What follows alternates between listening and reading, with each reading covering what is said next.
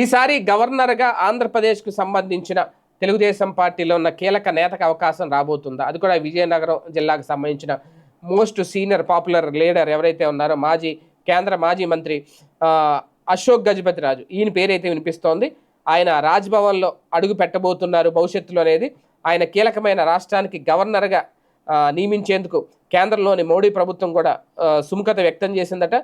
మరి ఆయన ఆంధ్రప్రదేశ్ గవర్నర్గా పెడతారా, వేరే రాష్ట్రానికి గవర్నర్గా పెడతారా అనేది ఇంకా క్లారిటీ లేదని, ఖచ్చితంగా ఆయనకి గవర్నర్ పదవి అయితే ఇవ్వబోతున్నారు అనేది. త్వరలోనే బీహార్తో పాటు 3 రాష్ట్రాల్లో కొత్త గవర్నర్లను నియమించేందుకు కేంద్ర ప్రభుత్వం కసరత్తు చేస్తోంది.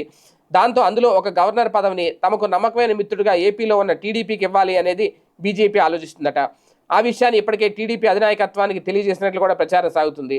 ఇక తెలుగుదేశం పార్టీలో ఇద్దరు సీనియర్లు, బాబుకు అత్యంత సన్నిహితులైన అశోక్ గజపతిరాజు అలాగే యనమల రామకృష్ణుడు, వీళ్ళిద్దరూ గవర్నర్ పోస్ట్ కోసం చూస్తున్నారట. ఇద్దరు కూడా రాజ్యాంగపరమైన వ్యవహారాల్లో దిట్టలుగా ఉన్నారు. ఇద్దరు బాబుకి అత్యంత ఆప్తులు.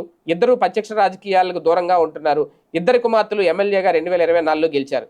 దాంతో తాము రాజకీయంగా ఎన్నాళ్ళు చేసిన సేవకు గౌరవంగా ఖచ్చితంగా విరమణ ఇవ్వాలని కోరుకుంటున్నారట.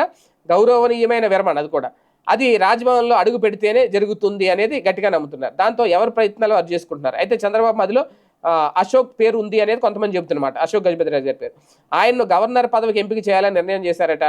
కేంద్ర మంత్రి పదవితో పాటు ఏ బాధ్యతను అప్పగించినా పూర్తి న్యాయం చేస్తూ ఫస్ట్ క్లీన్ ఇమేజ్ కలిగిన రాజావారికి రాజ్భవన్ దారి చూపించాలని భావిస్తున్నారని తెలుస్తుంది. అదే సమయంలో యనమల రామకృష్ణుడు కూడా న్యాయం చేస్తారని అంటున్నారు. 2026లో ఏపీ నుంచి ఖాళీ అయ్యే 4వ రాజ్యసభ సీట్లో ఒకదాన్ని యనమలకి ఇస్తారు అనే ప్రచారం కూడా జరుగుతుంది. ఏది ఏమైనా రేపు పార్లమెంటు వర్షాకాల సమావేశాలకు ముందుగానే ఈ గవర్నర్ పదవుల నియామకం అయితే జరుగుతుందట.